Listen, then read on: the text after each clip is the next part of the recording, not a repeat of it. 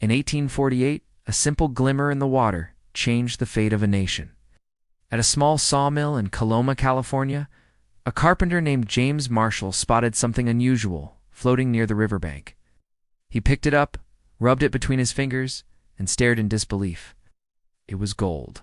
Marshall didn't know it, but that tiny piece of metal was about to ignite one of the greatest migrations in human history. This moment would build America's future and, at the same time, crack it open in ways people still feel today. Within months, newspapers shouted the news across the country. And in 1849, the flood began. They called them the 49ers.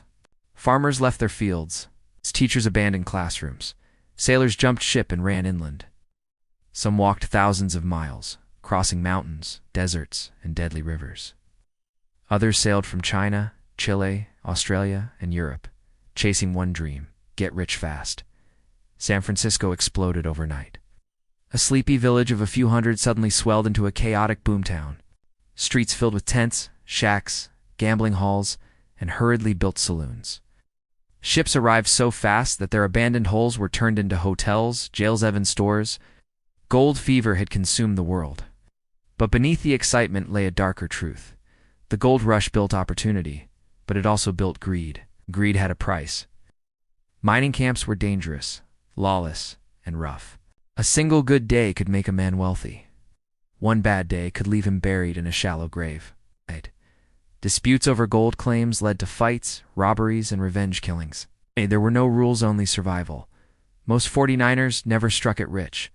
In fact, the only people who consistently made money were those selling to the miner shopkeepers, ranchers, and entrepreneurs. One of them was a young man named Levi Strauss. He didn't dig for gold. Instead, he sold durable trousers to miners' pants that would one day become America's most iconic clothing, blue jeans. Another was Domingo Ghirardelli, who had failed at mining but succeeded in selling chocolate, creating a company that still exists today.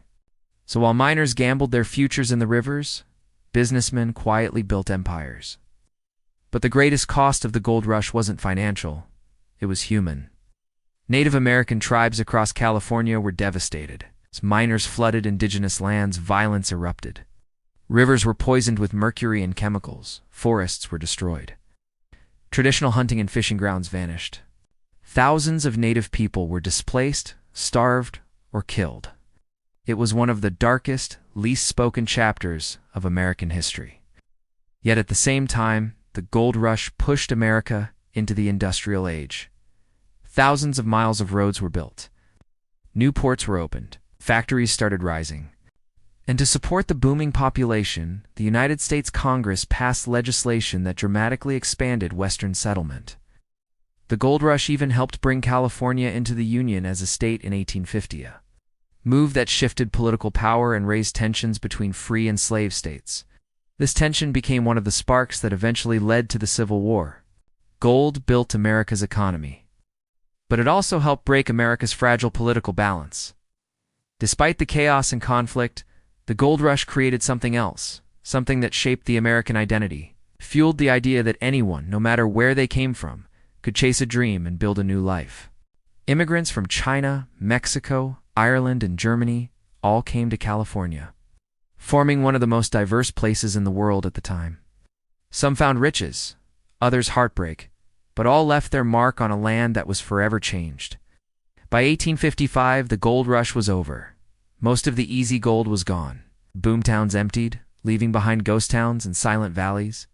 Many miners went home broke. Others stayed and became farmers, merchants, or builders of the new American West. In the end, the gold rush did something remarkable. It transformed a remote corner of the continent into an engine of industry, immigration, and innovation.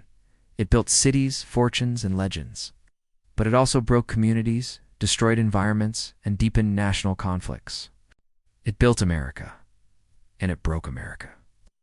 All because one man found a small, shimmering piece of metal in a California river.